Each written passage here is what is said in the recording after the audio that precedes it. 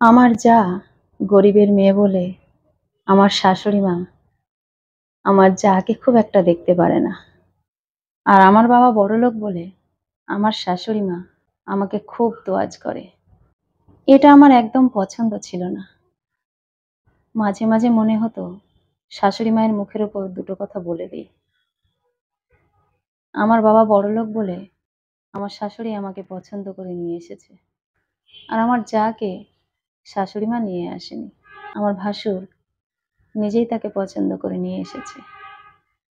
এটাই হলো আমার ভাসুর এবং জায়ের সবথেকে বড় অপরাধ।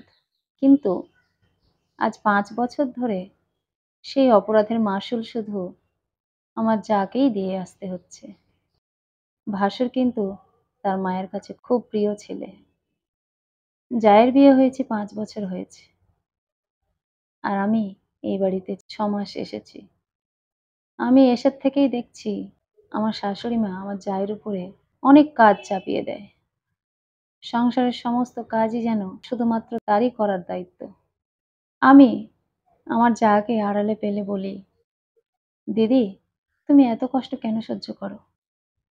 যখন তখন যা খুশি তোমাকে বলে মা, তুমি কিছু বলো না তো? আমার যা আমাকে হাসতে হাসতে বলেছিল, ছোট, আমার তো বাবার তেমন ক্ষমতা নেই, তাই আমার শাশুড়ি মা যাই বলে বলুক আমি সব মেনে নিই। আসলে আমরা তো অন্যভাবে বিয়ে করেছি, তোর মতো আমাকে দেখে শুনে কেউ আনেনি, তাই সেই রাগটা আমার উপর আছে। সেই জন্য আমি কিছু বলতেও পারি না। আমি বললাম, তাই বলে কতদিন সহ্য করবে? দাদাকে তুমি বলো না যে এই বাড়িতে তুমি থাকবে না। এত মানসিক অত্যাচার কি সহ্য করা যায়? এরকমটা বললে তবু দাদা মায়ের সঙ্গে কথা বলবে।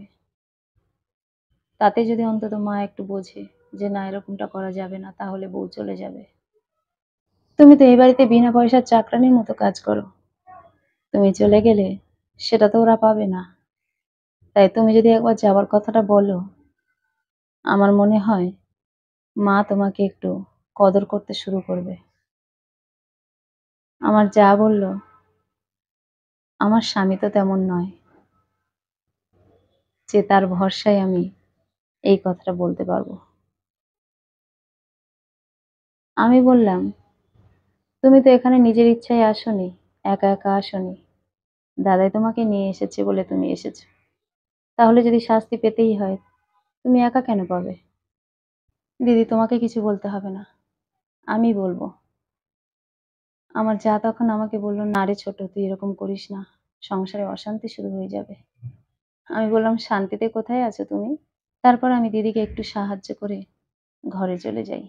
রাতে যখন সবাই খেতে বসি একসাথে, দিদি দেয়া তেয়া করছিল। আমার শাশুড়ি মা শুধু দিদিকে অর্ডার করছিল। আমি আর থাকতে না পেরে বললাম, মা দিদির সঙ্গে এরকম করেন কেন? দিদি কি অন্যায় করেছে? আমার শাশুড়ি মা বুঝতেও পারেনি যে এরকম কথা আমি বলবো। আমার শাশুড়ি মা বলল, কি অন্যায় করবে? দেয়া থাকাটা তো করবে ভালো করে নাকি? আমি বললাম, এত বছর ধরে দেওয়া থাকা করছে, সে জানে না কিভাবে করতে হয়? আর সবসময় সে একা একা লাস্টে খাবে কেন? আপনি বা তার সঙ্গে খান না কেন? সে কি একা বাড়ির বউ? আমি দিদিকে বলেছি, দিদি আমি আর তুমি একসাথে খাবো। দিদি শোনেনি বলে তাই আমি বসেছি। কিন্তু আজকের পর থেকে দিদির কথা আমি শুনবো না। আমি প্রথম থেকে দেখে আসছি আপনি যাচ্ছে তাই ব্যবহার করেন দিদির সাথে। কেন? সে গরিবের মেয়ে বলে? নাকি তাকে দেখে আনা হয়নি বলে? একটা মানুষের সঙ্গে যদি দিনরাত এরকম ভাবে ব্যবহার করতে থাকেন, সে মানুষটা কি মানসিকভাবে ঠিক থাকে? আর যে তাকে এনেছে এই বাড়িতে, সে আপনার কাছে প্রিয়, শুধুমাত্র দিদি খারাপ? আমার শাশুড়ি মা একটাও কথা বলতে পারলেন না। সবাই ওখানে চুপ করে বসে রইল।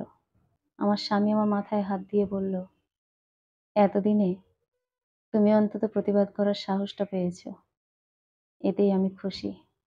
আমি বললাম, আজকের পর থেকে আমাকে যে সম্মান দেবেন, সেই সম্মান যদি দিদিকে না দিতে পারেন, তাহলে আমিও এই বাড়িতে থাকবো না। দাদা যদি মনে করে তার বউয়ের সম্মান তার কাছে কিছুই নয়, তার বউকে রাত দিন যদি তার মা অসম্মান করে যায়, সেটা যদি দাদার ভালো লাগে তাহলে আমার কিছু বলার নেই, কিন্তু আমি এই বাড়িতে থাকবো না। আমার শাশুড়ি মা তখন নিজের ভুল বুঝতে পেরে বলল, মা তুমি আমার চোখটা খুলে দিয়েছো। ও গরিবের মেয়ে বলে আমি ওকে পাত্তাই দিতাম না। আজকের পর থেকে সেটা আর হবে না।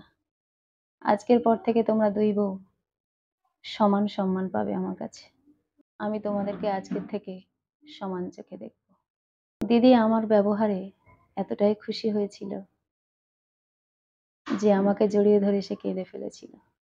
এইভাবে যদি একজন আরেকজনের পাশে না থাকি, তাহলে দিনের পর দিন গরিবরা এইভাবে ছোট হতে থাকবে। তাই আমাদেরকে পরস্পরের পাশে থাকাটা খুব দরকার। কলমে ও কণ্ঠে, সোমা।